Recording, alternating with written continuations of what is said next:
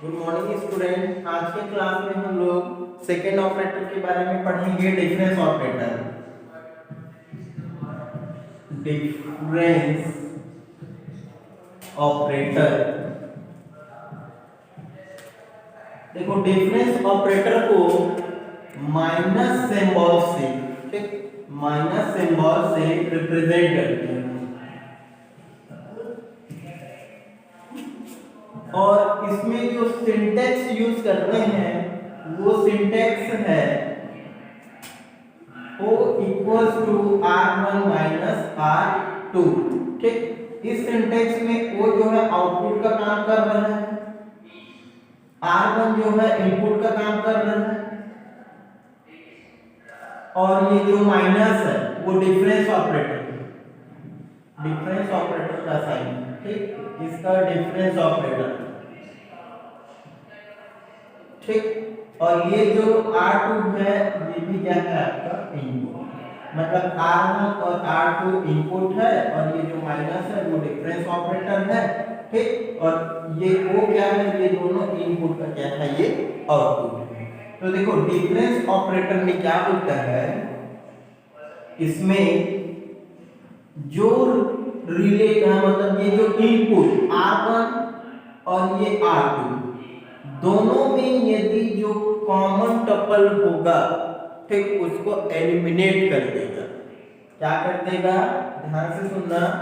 जो relation R1 में tuple होगा और रिलेशन R2 में टपल होगा, वो यदि दोनों सेम होगा तो उसको क्या कर देगा, एलिमिनेट कर देगा, मतलब हटा देगा, रिमूव कर देगा टेबल से। और जो रिलेशन R1 में टपल होगा और उसका जो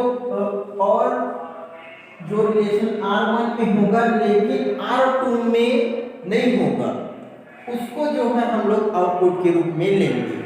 ठीक, मतलब मेरा बोलने का मतलब ये है कि जो R1 और R2 में यदि दोनों के सेम टपल होगा उसको हटा देंगे, और रिलेशन R1 में जो टपल होगा लेकिन रिलेशन R2 में नहीं होगा, उसको जो है हम आउटपुट के रूप में लेंगे। एग्जांपल से मैं समझा रहा हूँ आगे। ठीक,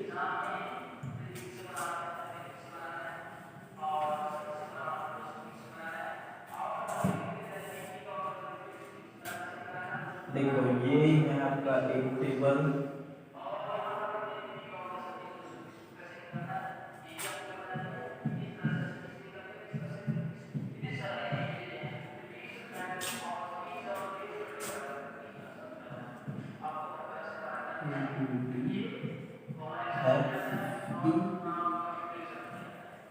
ये क्या है आपका रिलेशन 1।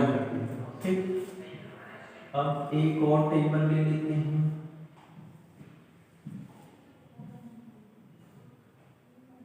ये आपका माइनस का symbol A C D E।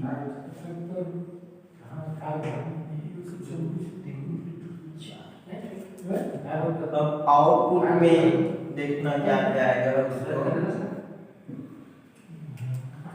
देखो, ये आपका रिलेशन R1 और ये आपका रिलेशन R2। ठीक, रिलेशन R1 क्या है, इनपुट, और रिलेशन R2 ये भी क्या है, इनपुट। ठीक, ये जो माइनस है वो किसको रिप्रेजेंट कर रहा है, डिफरेंस ऑपरेटर। अब मैं इसका एक बार वैल्यू बता देता हूँ। A1 का वैल्यू है 1, A का वैल्यू है 1, B का वैल्यू है 2, ठीक, D का वैल्यू है 3, F का वैल्यू है 4, E का वैल्यू है 5। दूसरे वाले रिलेशन में A का वैल्यू है 1, C का वैल्यू है 2, D का वैल्यू है 3 और E का वैल्यू क्या है, 4। अब देखते हैं क्या आउटपुट। डिफरेंस ऑपरेटर का मैं डेफिनेशन क्या बताया, जो रिलेशन R1 और रिलेशन R2 दोनों में जो कॉमन होगा वो क्या हो जाएगा, रिमूव हो जाएगा आउटपुट में। ठीक, जैसे कि ये है A का वैल्यू 1, ठीक, और यहाँ भी A का वैल्यू 1 है सेकेंड वाले टेबल में, तो इसको जो है हम हटा देंगे। ठीक, इसको क्या करेंगे, हटा देंगे। अब देखो दूसरा कंडीशन में क्या बताया था, रिलेशन R1 में जो होगा लेकिन रिलेशन R2 में जो नहीं होगा उसको हम लोग आउटपुट के रूप में लेंगे। ठीक, तो देखो यहाँ पे B2 है रिलेशन R1 में, लेकिन यहाँ पे देखो सेकेंड वाले टेबल में B2 है क्या? नहीं है। C का वैल्यू 2 है, D का वैल्यू 3 है, T का वैल्यू 4, इसलिए हम जो है इसको जो है आउटपुट के रूप में लेंगे। B का वैल्यू क्या है? 2, ये है।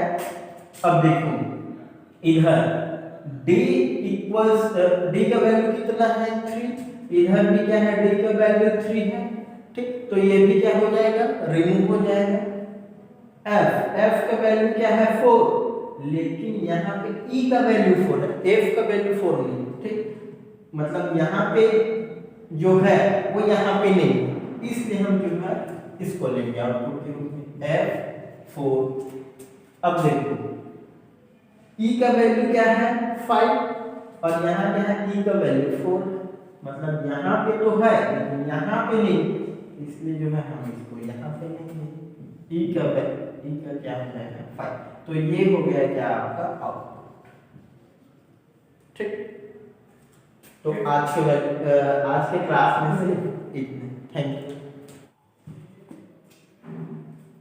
देखो थर्ड ऑपरेटर क्या है आपका? सिलेक्शन। ठीक, थर्ड ऑपरेटर क्या है? Selection operator. सिलेक्शन ऑपरेटर को सिग्मा सिंबल से रिप्रेजेंट किया जाता है। ठीक, और ये जो सिलेक्शन ऑपरेटर है इसको यूज क्यों करते हैं? तो ये जो है सेलेक्ट करने का काम करता है। ठीक, और जो दी हुई कंडीशन होता है उसको ये क्या करता है? सेटिस्फाई करता है। ठीक, और ये जो सिलेक्शन ऑपरेटर है वो जो है यूनरी ऑपरेशन होता है, जो रिलेशन 1 में या फिर उस टेबल में ही सिर्फ इसको क्या किया जाता है? डिफाइन किया जाता है। ठीक, देखो थर्ड ऑपरेटर क्या पढ़े? सिलेक्शन। ठीक, सिलेक्शन को किससे रिप्रेजेंट करते हैं? तो सिग्मा सिंबल से रिप्रेजेंट करते हैं। और इसका यूज हम जो है टपल को सेलेक्ट करने के लिए करते हैं जो कंडीशन में दी हुई होती है। ठीक है, और ये जो सिलेक्शन ऑपरेटर है वो यूनरी ऑपरेशन को फॉलो करता है, जो रिलेशन 1 मतलब सिर्फ एक ही रिलेशन बोल सकते हैं या फिर उस टेबल जिसमें हम इसको डिफाइन करते हैं उस टेबल में ही क्या होता है? ये जो है डिफाइन किया जाता है। ठीक, तो ये जो है क्या आपका थर्ड ऑपरेटर सिलेक्शन ऑपरेटर।